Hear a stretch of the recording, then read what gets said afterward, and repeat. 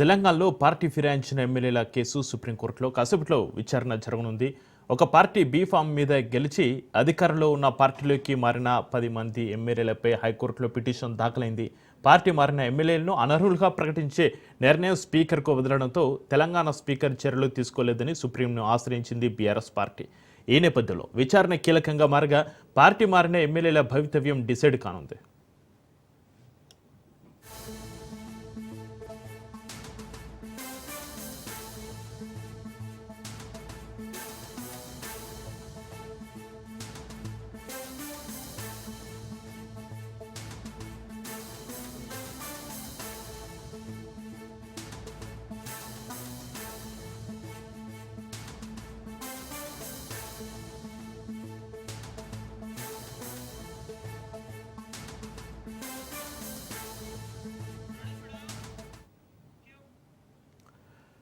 Breaking news చూస్తున్నాం. తెలంగాణలో party ఫిరాయించిన ఎమ్మెల్యేల కేసు సుప్రీంకోర్టులో కాసేపట్లో విచారణ జరగనుంది. ఒక పార్టీ బీఫారం మీద గెలిచి అధికారంలో ఉన్న పార్టీలోకి మారిన 10 మంది ఎమ్మెల్యేలపై హైకోర్టులో పిటిషన్ దాఖలైంది.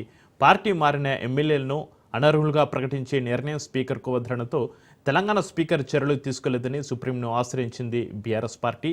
ఈ నేపథ్యంలో విచారణ కీలకంగా మారగా పార్టీ మారిన ఎమ్మెల్యేల భవితవ్యం డిసైడ్ కానుంది.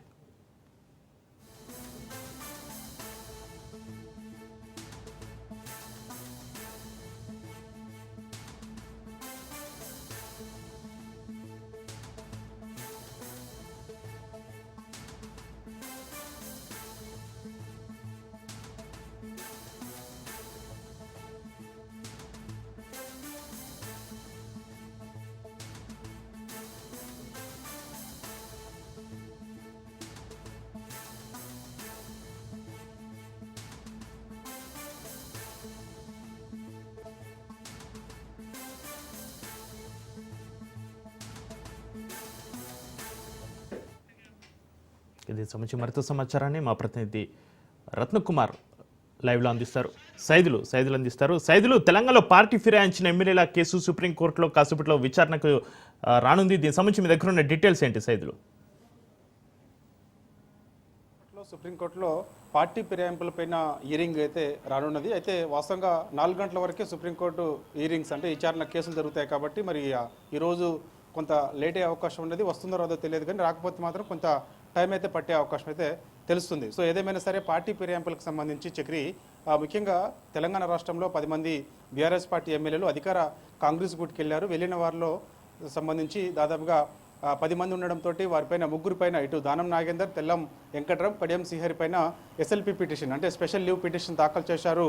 కుత్బుల్లాపూర్ ఎమ్మెల్యే వివేకానంద గౌడ్, హుజురాబాద్ ఎమ్మెల్యే పాడి కౌశిక్ రెడ్డి. ఇక మిగిలిన 7 ఎమ్మెల్యేల పైన రిట్ పిటిషన్ దాఖలు చేశారు BRS party working president KTR. So ఇప్పటికే ఈ కేసుకు సంబంధించి వారు అనేక సార్లు స్పీకర్ని కలిసి ఫిర్యాదు కూడా చేశారు. అంటే వాస్తవంగా ఇప్పుడు సుప్రీంకోర్టులో కేసు వేయకముందే అనేక సార్లు పార్టీ ఫిరాయింపులపైన ఇక్కడ శాసనసభ స్పీకర్ని కలిసి ఫిర్యాదు చేశారు. కొంత ఆయన లేట్ చేసడంతో హైకోర్టుకి వెళ్ళారు. హైకోర్టు నుంచి సుప్రీంకోర్టు కూడా వెళ్ళారు. అదే మొన్న 10వ తారీఖు రోజే సుప్రీంకోర్టు అసెంబ్లీ సెక్రటరీకి కూడా నోటీసులు జారీ చేసింది. పార్టీ మారిన ఎమ్మెల్యేలు ఎవరైతే ఉన్నారో వారికి ఖచ్చితంగా నోటీసులు ఇవ్వండి అని చెప్పేసి ఆదేశాలు ఇవ్వడంతో అసెంబ్లీ సెక్రటరీ కూడా పార్టీ మారిన 10 మంది ఎమ్మెల్యేలకు నోటీసులు కూడా జారీ చేశారు. వారు కూడా వివరణ ఇచ్చారు. 4 నెలల గడువు ఇవ్వండి, 4 నెలల తర్వాత మేము సమాధానం చెప్తామని చెప్పేసి కూడా అసెంబ్లీ సెక్రటరీకి ఇచ్చారు. కానీ బీఆర్ఎస్ పార్టీ మాత్రం ఎట్టి పరిస్థితుల్లో వదిలే ప్రసక్తే లేదని చెప్పేసి కూడా చెప్తున్న నేపథ్యంలో ఇక సుప్రీంకోర్టును ఆశ్రయించడంతో మొన్న 10వ తారీఖు కూడా హియరింగ్ జరిగింది. జస్టిస్ బిఆర్ గవాయ్ చంద్రన్లతో కూడిన దిశభ ధర్మాసనము చాలా సీరియస్గానే చెప్పింది. ఖచ్చితంగా పార్టీ ఫిరాయింపులకు సంబంధించి ఎవరైతే పార్టీ ఫిరాయించారో వారిపైన చర్యలు తీసుకుంటామని చెప్పేసి కూడా మేము తీసుకోవాలా లేదంటే మీరు తీసుకుంటారా, అంటే మీరు తీసుకోవడం అంటే శాసనసభ సెక్రటరీ తీసుకుంటారా అనేది దానిపైన కూడా అక్కడ వాదనలు జరిగాయి. దానిపైన కూడా సుప్రీంకోర్టు సీరియస్ అయింది. అయితే ఇప్పుడు పార్టీ ఫిరాయించిన ఎమ్మెల్యేలు ఎవరైతే ఉన్నారో వారి తరపున ముకుల్ రోహిత్గి, ఆయన చాలా సీనియర్ లాయర్ సుప్రీంకోర్టులో, వారి తరపున వాదిస్తున్నారు. ఇక బీఆర్ఎస్ పార్టీ నుంచి వినోద్ కుమార్, ఆయన కూడా సుప్రీంకోర్టులో చాలా సీనియర్ అడ్వకేట్, ఆయన కూడా బీఆర్ఎస్ పార్టీ నుంచి కూడా వాదనలు వినిపిస్తున్నారు. వాస్తవంగా మొన్న 10వ తారీఖు రోజు హియరింగ్ జరిగినప్పుడు ఇప్పటికే అసెంబ్లీ సెక్రటరీని కూడా ఆదేశాలు ఇచ్చారు. అసెంబ్లీ సెక్రటరీ పైన కూడా కొంచెం సీరియస్ అయింది సుప్రీంకోర్టు. అంటే ఎందుకు లేట్ చేస్తున్నారు, అంటే ఆల్రెడీ ఎప్పుడైతే పార్టీ ఫిరాయించారో వారిపైన మిమ్మల్ని కలిసినప్పుడు అసెంబ్లీ స్పీకర్ని కలిశారు, మీకు కంప్లైంట్ ఇచ్చారు.